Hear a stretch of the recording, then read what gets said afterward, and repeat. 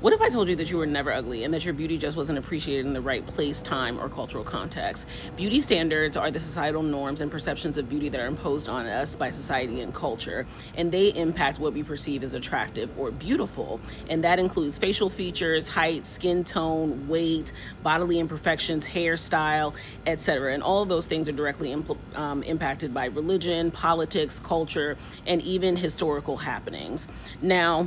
Now, due to the variability of beauty standards across culture, place, and time, many of us live in the reality of living in a culture where our beauty is not appreciated.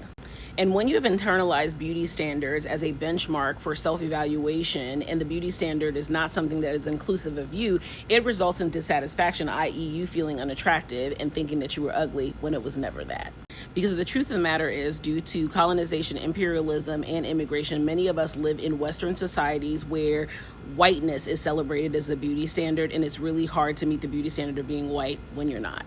But let's talk about some beauty standards that were celebrated in different places and times, but that would not be celebrated today, i.e. the Roman nose. This is a nose that the girls are getting a rhinoplasty for today, but in the time of Julius Caesar, that high bridge and that sloped down was indicative of nobility, strength, and regality. Art is often indicative of beauty ideals across cultures, even in the context of African art, which is usually practical use objects. This is the Sunday Society mask that depicts rings around the neck. This is all based on like a story of a deity, but rings around the neck are considered a standard of beauty, as well as the high sloping forehead and intricate hair design.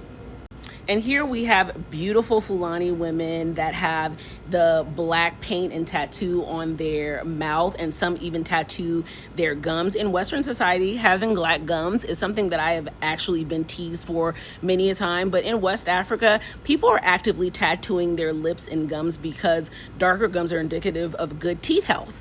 And so it is considered a beauty standard to have dark lips as well as dark gums. Let's talk about body size. Larger bodies, being plus size in the Western world, is something that's often ridiculed and put down. But in many societies, having a large body as a wife, as a mate, is indicative of status and wealth because you're eating good and you're living good. So the next time that you look at your indigenous features and think that you may be ugly, remember that you are a personification and manifestation of generations of love of your ancestors, and not a reminder of the pervasiveness of colonization. If you're a person that loves this type of conversation about references, history, and beauty standard, please feel free to join me in my upcoming digital class, Beauty as a Visual Language, where we'll be talking about the art of historical and cultural reference.